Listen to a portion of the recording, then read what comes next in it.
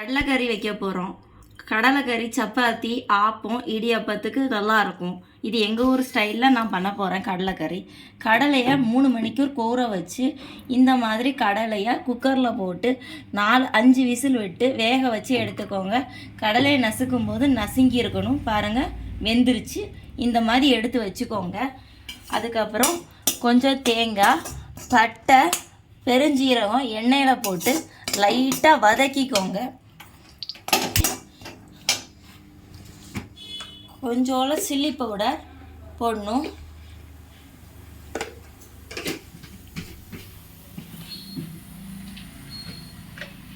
Chilli powder, coriander powder போட்டுக்கோங்க. 1/2 spoon 1 spoon போட்டால் போதும். இதுக்கு டர்மரிக் பவுடர் போடுங்க. இதுக்கு கூட பட்டை, மிளகாத்தூள், கொத்தமல்லி, பொடிக்கு பதிலாக கரம் மசாலா, ஜாதிபத்திரி, ஏலக்காய் இதெல்லாம் போட்டு பொடிச்சு வச்ச ஒரு பொடி. அதை நீங்கள் இது கூட சேர்த்துக்கோங்க. இந்த பொடி ஸ்பெஷல் பொடிங்க. இந்த பொடி ஸ்பெஷல் பொடி. பட்டை பொடி இல்லைன்னா கரம் மசாலா யூஸ் பண்ணிக்கோங்க. இதில் இந்த மிக்சரில் இப்படி போடுங்க.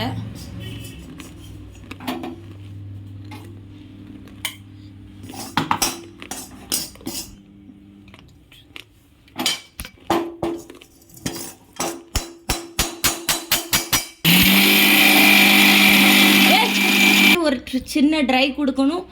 ஏன்னா தண்ணி ஊற்றினா தண்ணி சிந்த ஆரம்பிக்கும். அதுக்கு தான்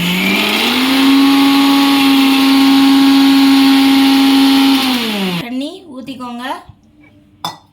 ஏன்னா கடலைக்கறி தண்ணி இன்னும் கொஞ்சம் கூட அரைச்சா இன்னும் நைஸாக இருக்கும்.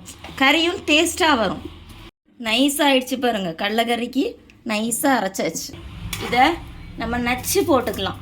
ஏன்னா நச்சு போட்டால் தான் இன்னும் டேஸ்ட்டு கொடுக்கும். நல்லா நச்சுக்கோங்க. கையை வச்சு நச்சாலும் சரி, கரண்டி வச்சு நச்சாலும் சரி, நச்சுக்கோங்க. நச்சுட்டிங்கன்னா இதோ இதில் இப்படியே ஊற்றிடுங்க. இந்த குழம்புக்குள்ளதை அப்படியே ஊற்றிடுங்க.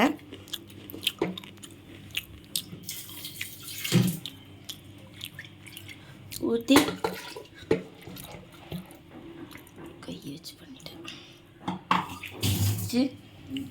நீ மட்டும் கரண்டி வச்சு கலைக்கணும் தான். இதையும் போட்டுக்கோங்க. ஒரு 2 நிமிஷம். ஏன்னா ஆனியனை கட் பண்ணி சீனி சட்டியில் வசக்கி இதில் போடுங்க.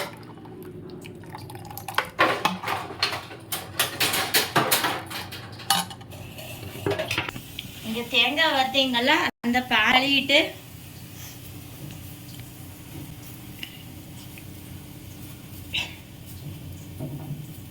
லைட்டாக கழுவிட்டு எண்ணெய் ஊற்றிக்கோங்க. தேங்காய் எண்ணெய் ஊற்றுறது பெஸ்ட்டு. உங்களுக்கு போட்டுக்கோங்க.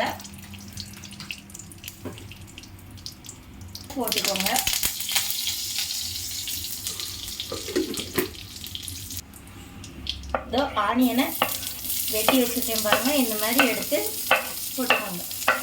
ஒரு ஆனியன் போதுங்க. நம்ம உப்பு போட்டிருக்கோம், அதனால் கொஞ்சம் உப்பு போட்டால் போதும். வந்துருச்சு பாருங்க, போதும். இதை அப்படியே எடுத்து இதில் தட்ட போகிறோம். பார்த்துக்கோங்க.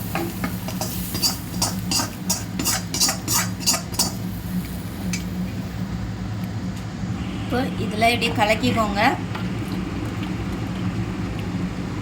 டேஸ்ட் பண்ணிங்க. கடலையில் இருக்கும் உப்பு. ஸோ போட்டு கொதிக்க வைங்க. கொதித்த பிறகு ஃபஸ்ட்டு இந்த கடலையை அப்படியே அதில் தட்டி ஒரு பொண்ணு கொதிக்கணும்ல. அப்புறம் எது எனக்கு நல்லா கொதிச்சு வருதா? இந்த கொதிச்சு வர்ற ஸ்டேஜில் பாருங்க, இந்த கடலையை நான் நசிச்சு வச்சுருக்கேன்ல, அதை எப்படி போட்டுருங்க.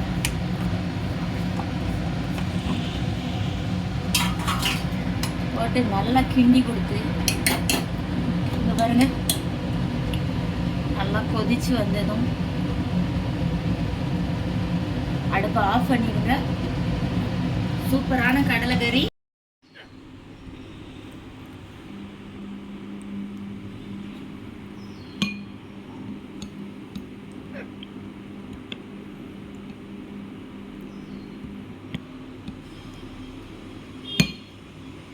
அழகான